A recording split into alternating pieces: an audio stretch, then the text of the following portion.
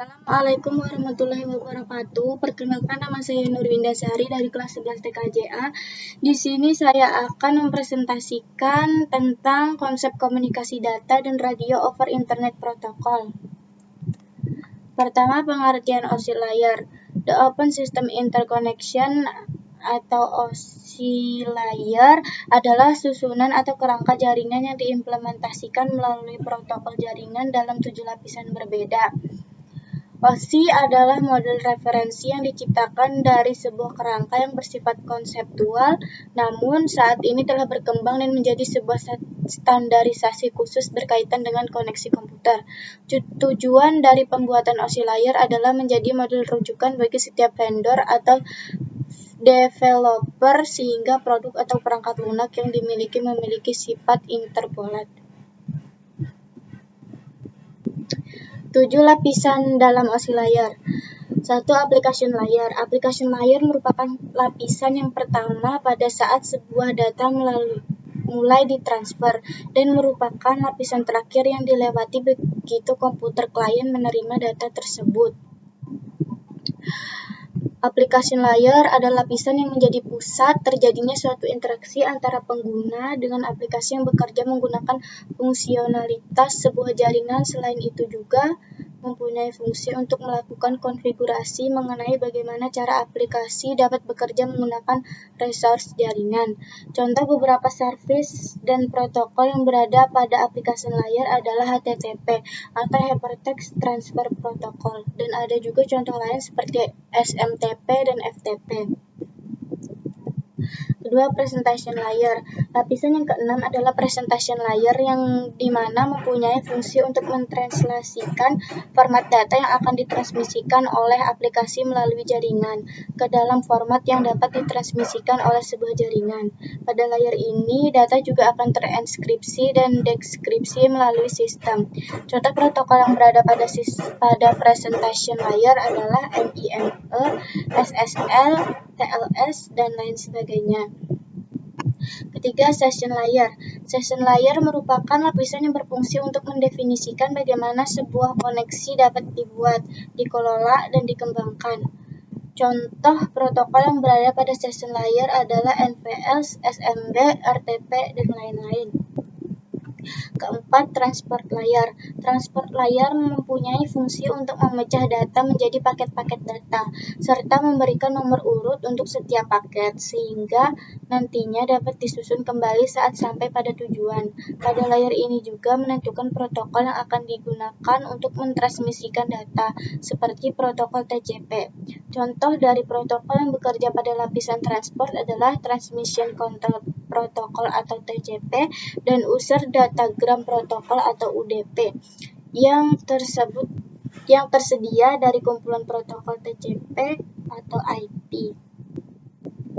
Kelima, network layer. Tugas dari network layer adalah membuat header untuk paket yang berisi informasi IP, baik IP pengirim atau IP tujuan data. Pada suatu kondisi, network layer juga melakukan proses routing melalui internetworking dengan menggunakan bantuan router dan switch pada layer ketiga.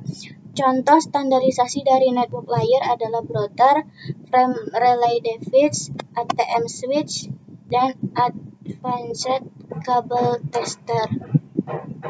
Keenam, data link layer. Pada data link layer memiliki tugas untuk menentukan setiap bit data dikelompokkan menjadi format yang disebut dengan frame. Pada level ini juga terjadi koreksi kesalahan, flow control, pengalamatan hardware atau perangkat keras seperti halnya pada MAC address, media access control address. Contoh dari data link layer adalah NIC atau LAN card. Ketujuh, physical layer. Dan model OSI layer terakhir yang paling utama adalah physical layer. Fungsinya adalah untuk mendefinisikan media transmisi jaringan, sinkronisasi bit, metode pensinyalan, serta membangun arsitektur jaringan seperti pengkabelan dan topologi jaringan. Karakteristik dari lapisan physical layer adalah yang menentukan rangkaian kejadian di mana arus bit berpindah melalui medium fisik.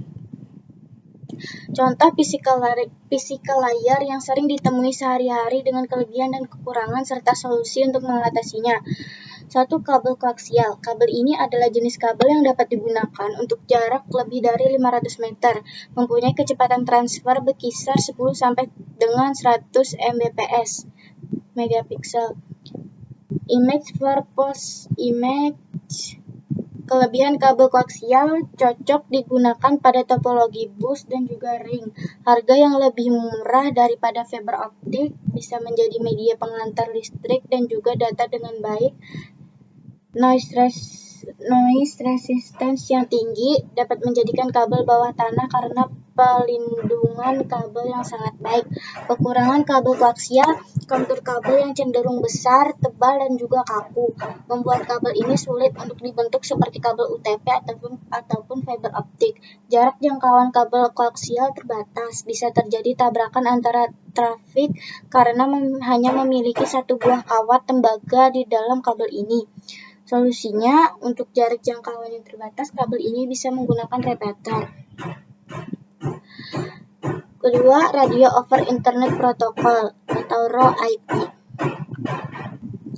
Pengertian RoIP adalah sebuah teknologi sistem radio yang menggunakan standar Voice over IP atau VoIP dan bekerja melalui perangkat lunak ataupun keras, dapat memperluas jangkauan HT. RoIP memungkinkan adanya multikomunikasi dengan banyak frekuensi serta terhubung dengan perangkat komunikasi. Berbeda dengan sistem komunikasi dua arah seperti telepon, RoIP memiliki stasiun pangkalan yang secara fungsional mengirimkan sinyal kepada seluruh pengakses RoIP. Repeater radio amatir dapat menangkap sinyal dan mengirimkan radio yang tidak hanya terbatas pada wilayah tertentu. Protokol-protokol penunjang sebagai dasar mekanisme RoIP. 1. Pengertian base station. Base station adalah perangkat radio pusat yang berada di stasiun kontrol dengan sisi pelanggan yang bekerja pada sistem digital Ethernet cordless telecommunication. Pada RoIP, base station merupakan protokol penting sebagai jembatan antara pengguna dengan IP gateway. 2. Pengertian IP gateway. IP gateway adalah perangkat yang dapat mengkonversi data ke dalam protokol internet, mengacu pada suara diubah menjadi IP atau perangkat yang mengkonversi suara digital ke dalam paket IP. Ketiga, repeater. Repeater berfungsi untuk memperpanjang rentang jaringan dengan cara memperkuat isyarat elektronis. Pemasangan repeater pada setiap 2,5 km membuat LAN yang menggunakan internet rentang jaringannya dapat diperpanjang hingga 20 km. Keempat, IP interface. Keuntungan menggunakan sistem RoIP. 1. Ekonomis. Mengurangi biaya penyewaan saluran telepon untuk remote yang dikontrol base station dengan menggunakan standar koneksi internet yang telah dipasang di area tersebut. Kedua, beberapa konsol PC atau komputer pribadi tetap dapat dioperasikan tanpa biaya yang tinggi untuk instalasi konsol tetap. Hampir semua PC dapat menjalankan aplikasi perangkat lunak kontrol remote base station.